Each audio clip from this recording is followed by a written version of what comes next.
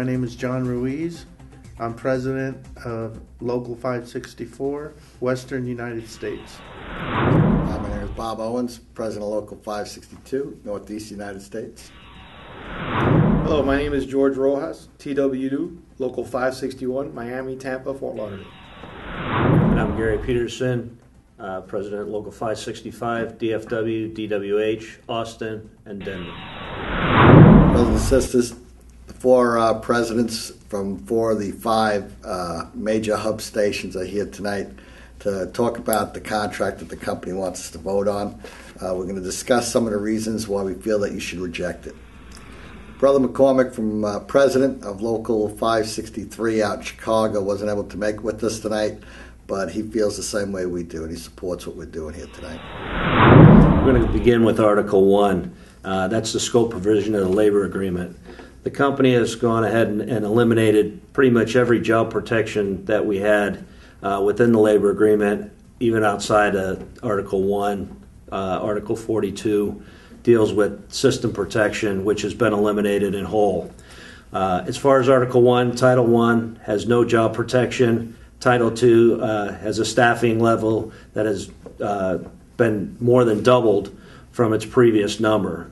What that means for everybody is if you're in Title 1 and you're out there working, as the time goes on, these jobs can be eliminated without any recourse for the company. And for Title 2, the staffing levels can be modified by the company based on the flight schedule. And if you're not meeting that threshold, they can close your station. Another big piece in this for the Title II folks is the outsourcing all ground service equipment in both Tulsa and in the line. Obviously, ground service equipment takes up a lot of people's work, and that equipment we use every day. Who knows who's going to be working on it on the outside, but as part of this offer by the company, they've decided to eliminate those positions as well.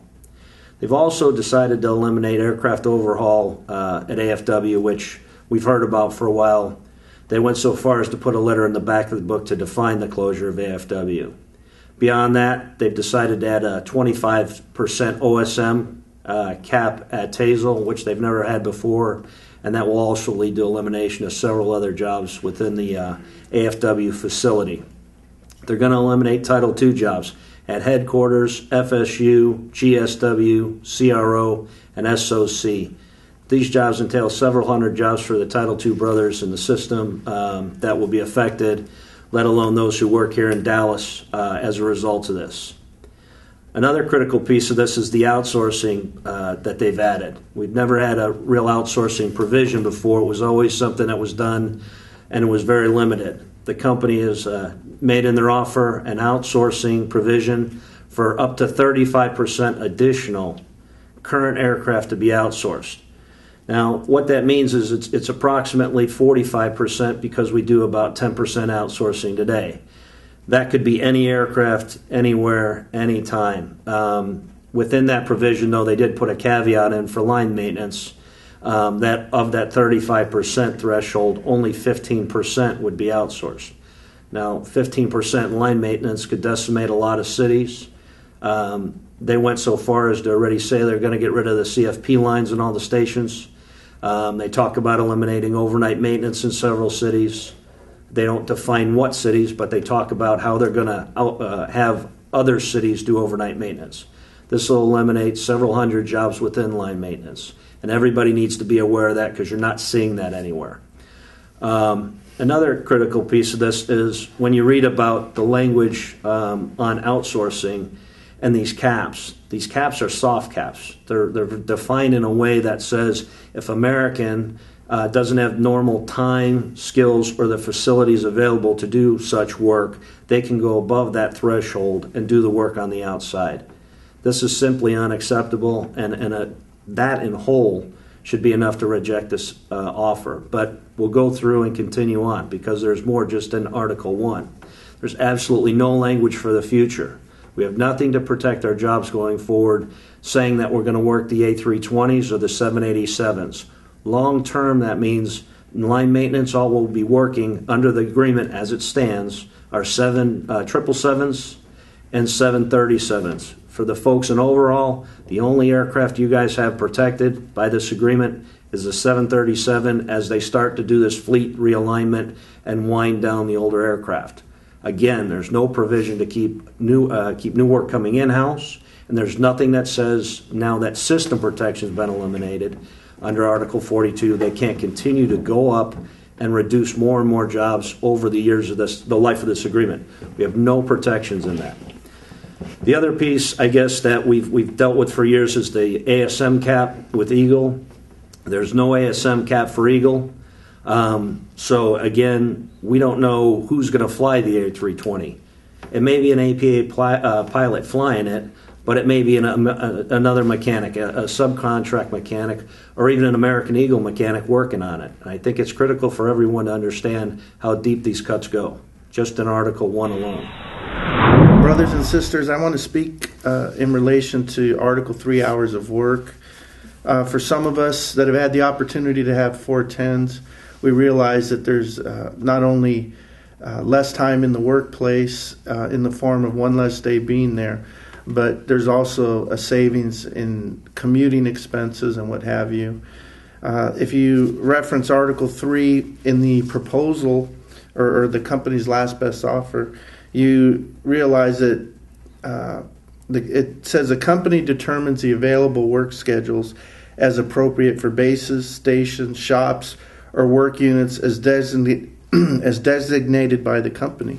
One of the problems that we have with this, if you go off the history of negotiations, is that a question has arose: do we have 410s? Would we not? Looking at the language that's been struck out, it is a gray area. There's no guarantee that there will be 410s there. What essentially it is that we're banking on essentially resort to begging to have to get 4 10-hour shifts. It's unacceptable. Moving further on down, there's another issue here regarding shift bids. There is a variance within the different stations. How some stations bid once every 3 months. Others bid once a year, some bid twice a year, some bid every 4 months.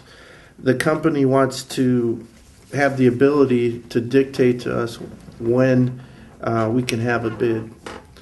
And it's really another thing that I don't recall us having to go into bankruptcy because we couldn't get our shift schedules right. This is just another way to needle us that's really unnecessary.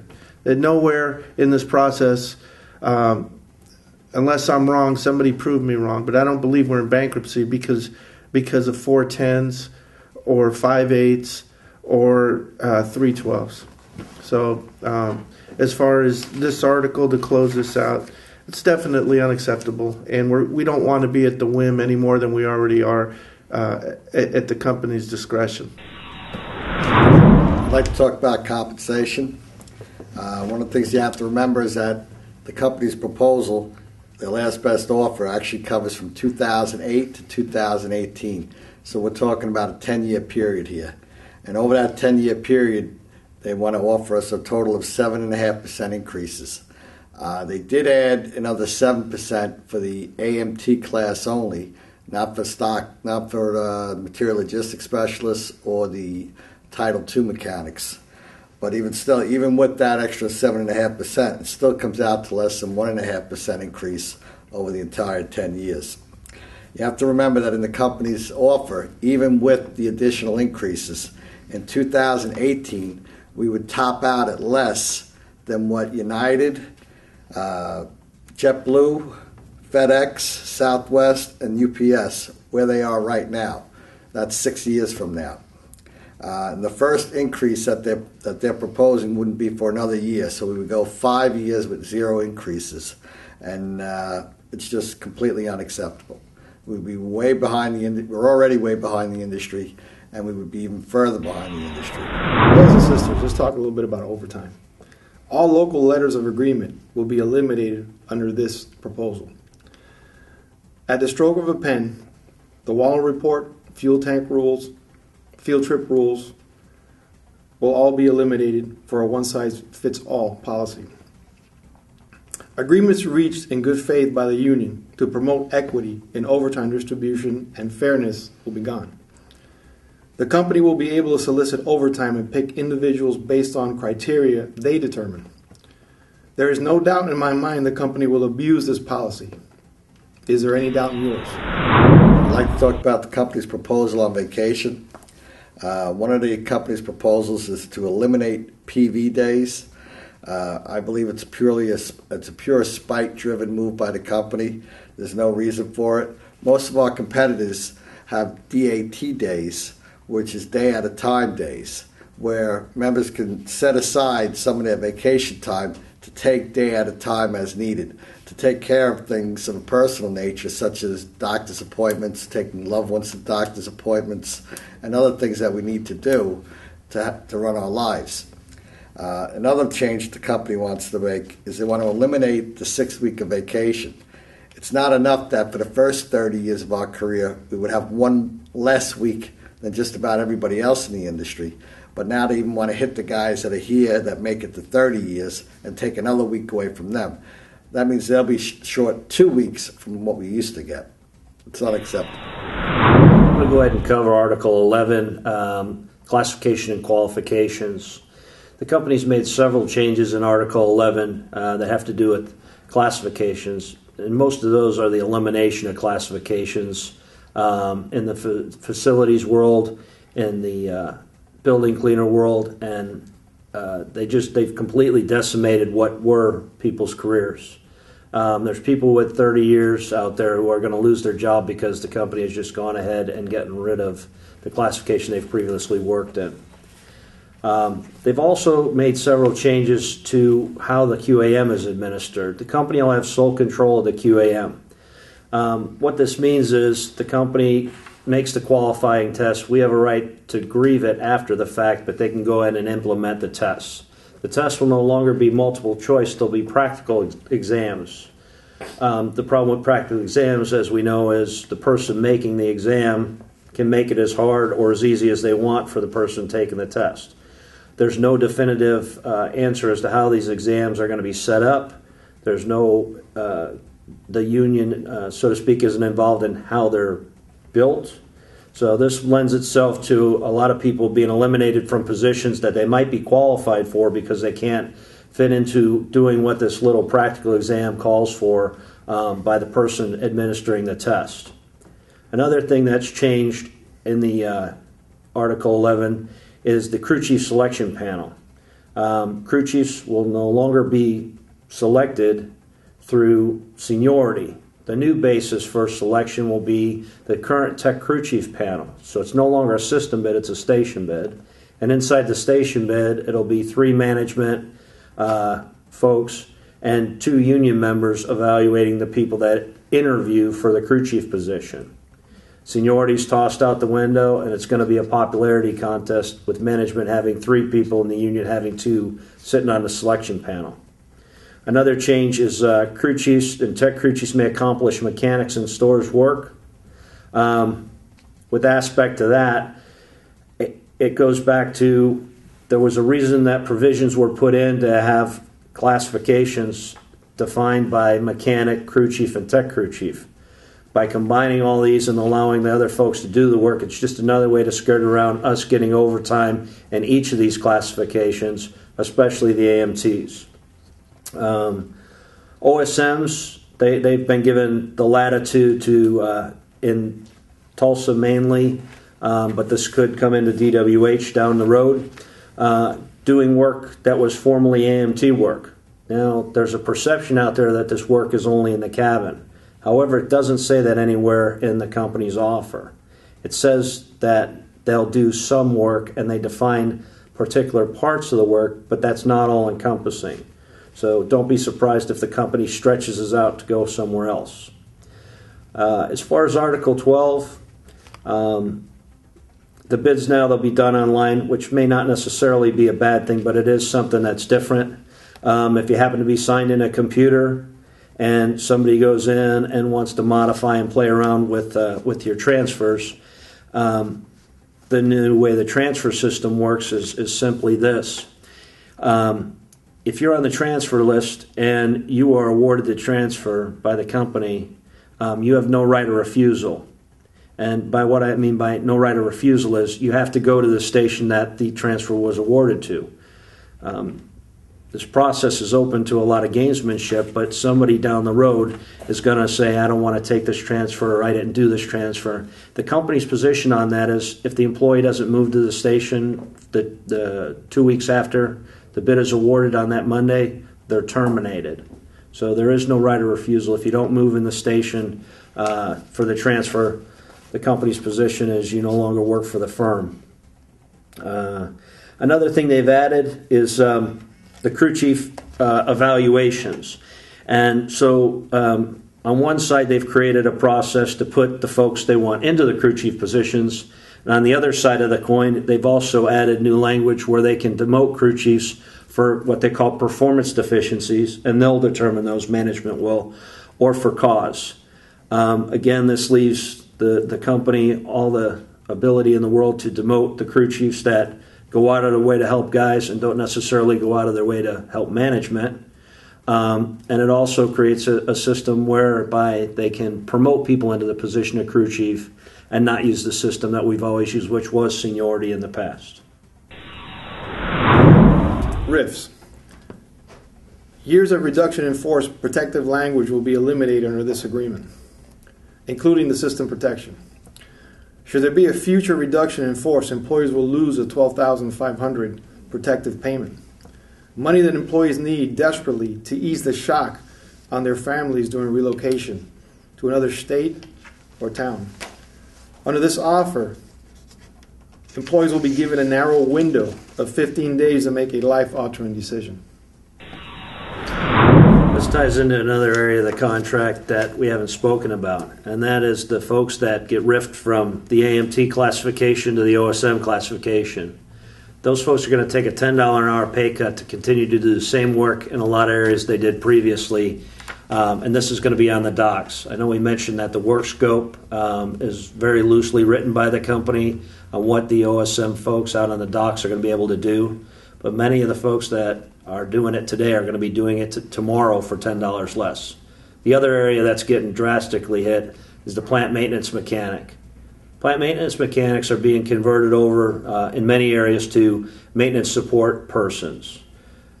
These folks are who we call today our plant maintenance mechanics, and they're going to have the same provisions or even greater provisions put upon them by the company, and they're going to be taking an $8 an hour pay cut for doing the same thing they did yesterday. Retirement benefits. Defined pension plan is frozen under this proposal. The replacement 401k plan will be calculated on base earnings, not the overtime earnings. Most other competitors, such as US Air, Southwest, and United plans, all allow for the overtime calculation. Early out.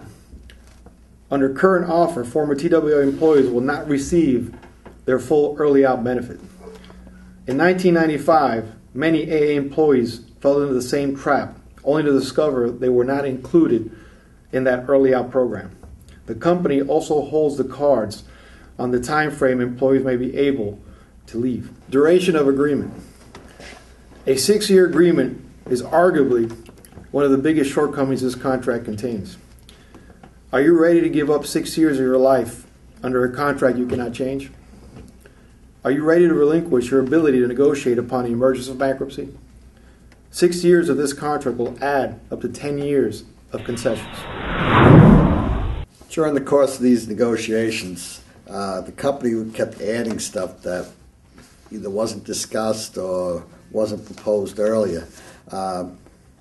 A lot of these things we didn't see until we actually saw the full text agreements at the same time you did. Some of those things earlier, we had the earlier meetings with the company where they showed us an earlier version of the full text that had things in there that we had TA'd, that they had changed, things that we had never even seen that they had added, and things that they omitted without even putting a line through it, which is how we normally do it. One of the things that got added to this final agreement is a letter of memorandum for M&E business improvement process. It's particularly offensive because what this thing is, it's a form of union busting, basically. When we agree to work with the company and we have to commit to the company to make them best in class. So in return for them making us the worst in class in pay, worst in class in health benefits, retirement benefits, sick time, vacation time, holidays. So in return for having the worst of everything, in this letter, we have to commit to making them the best in class. To me, I find it extremely offensive that we would even consider to ratify a deal where we're going to promise to give them everything while they're demanding that we accept next to nothing. Another one of the articles I'd like to discuss is the health benefits. Under the company's new plan, we're to pay 21% of the projected cost. So unlike in the past, where the company would figure out how much costs actually went up and then raise our premiums accordingly, now the company will raise our premiums in advance based on what they project the cost will be. So for us, it means a huge increase in what we pay for our medical. Some of the changes that we've seen in this plan that are consistent to all of them is that we've seen increases in deductibles, premiums, co-pays, and everything else. They want to increase on the regular plan. They want to increase the deductible from $150 to $1,000 per person, and the maximum family from $400 to $3,000. They want to have unlimited out-of-pocket maximum.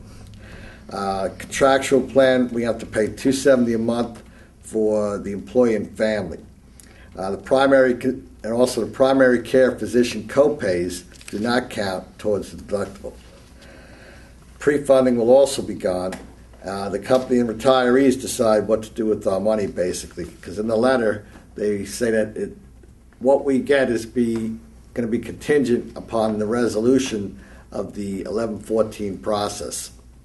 Also, the retiree medical life insurance is being eliminated. The letter of memorandum 13 speaks on the early out, and it is a bit of good news, bad news. Although there are a lot of people that, given the circumstances, want to exit this company and get a parting gift to go away, I think there needs to be some clarity regarding Article 4 and who gets what. If you're a former TWA employee, you are not system protected. Thereby, in the formula, you would not be receiving the $12,500. Also, a concern that's shared with us is that the company maintains a discretion as to the number of employees provided this early out incentive allowance and as to the separation dates for such employees. There is no definitive number one way or another as to the amount of people that can exercise it. It is conceivable, given this whole process and what we've dealt with, that one person could satisfy having fulfilled this article. Another change the company has made is when a mechanic takes a field trip and goes out of the country, they're no longer going to pay for visas or work permits. You're going to have to pay for that out of pocket, and then after you get back, the company will reimburse you for that. They said they didn't have the ability to do this anymore based on the way the systems are set up. So it would be better if they just struck the language and we paid for it out of pocket, and then when we got back, out of the goodness of their heart, they'd go ahead and reimburse us. So before, if this does get ratified somehow, before you take a field trip, make sure you got enough money on your card or in your wallet to afford to pay for some of these visas, which can run in the hundreds of dollars.